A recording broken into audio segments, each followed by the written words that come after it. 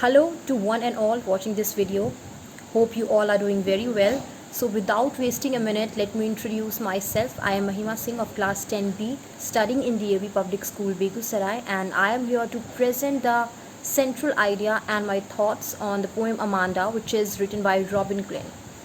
People who don't know, let me tell you, Robin Glenn is an Australian author of books for children. She writes children and young adult fiction.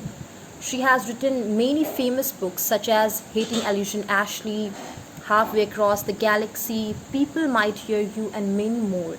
She has received many awards like Children's Book of the Year award.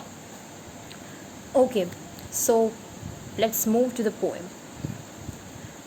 This poem, Amanda, it's not just a mere poem.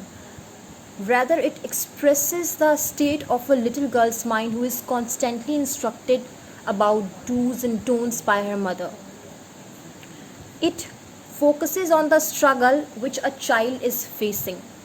Here, Robin Glenn makes an important point that children should never be deprived of their freedom.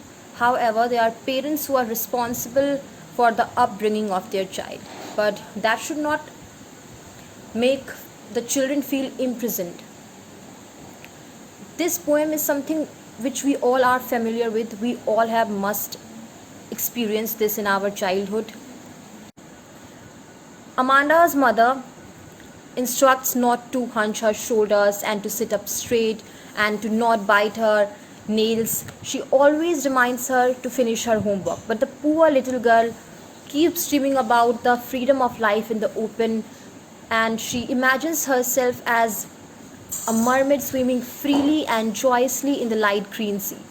But her mother drags out her of the dream and asking that she has cleaned her room or not.